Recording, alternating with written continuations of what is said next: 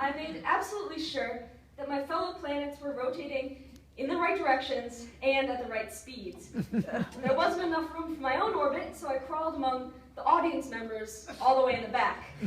I was really small and very icy, and you can tell that was a long time ago because Pluto was still a planet then.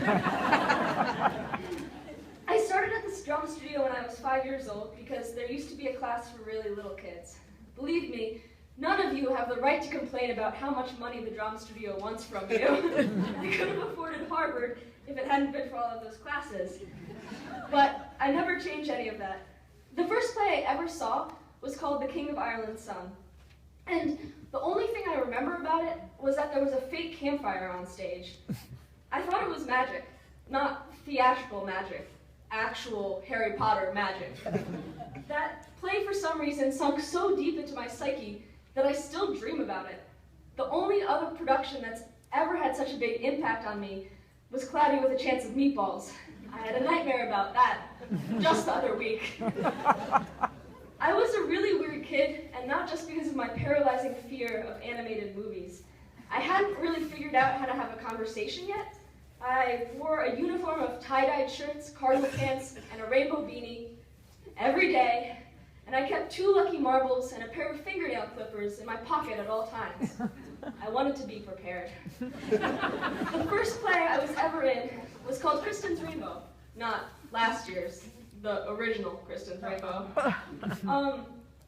I was bully number 2, and I loved for the first time having a script for those social interactions that I was so bad at. At the time, my best friend was my mom. She still is.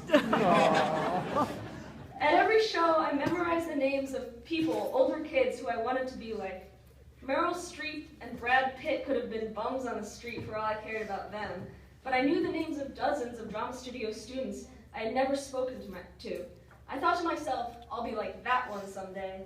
After seeing Winter Shorts or other shows, I'd go home and lie in my bed with my eyes closed, trying to remember every line in the show, trying to live it again. Now I lie in bed at night trying to memorize my own lines. Last year I played Buckingham in a production of Richard III. It's a Shakespeare play about the War of the Roses, and I could explain all the plot details to you, but I'm not going to. All you need to know is that I was a bad guy. But that's the problem. No one thinks of themselves as a bad guy. I've learned that as an actor, you can't act evil. It's not a mood or an adjective or a character trait. So I had to think about what Buckingham wanted and why. Because nobody, not the worst person in the world, thinks of themselves as a villain. Yes, Buckingham was complicit in murder. Yes, I kicked a decapitated head across the stage. I promise it was fake. That doesn't mean that I wasn't still the hero of my own story. Every week for the past 12 years, I've come to the drama studio, kicked off my shoes, and done my best to see the world through a different pair of eyes. I did this when I was a little kid, so stuck in my own head that I couldn't even tell when people were being mean to me. I did this when I was a middle schooler who was so anxious that I thought that people were being mean to me all the time. And with every new character and every new play, I was pulled further and further out of the crevices of my own brain. Because that's what theater does at its most basic level. It makes us understand people different from us. And in a world where people are so divided, I think that's more important than ever. Maybe it's idealistic to think that theater is capable of bridging such huge gaps between people. But hey, there I was on Pluto, which is 327 light minutes away, and I reached Earth in time. I got to the drama studio. Thank you.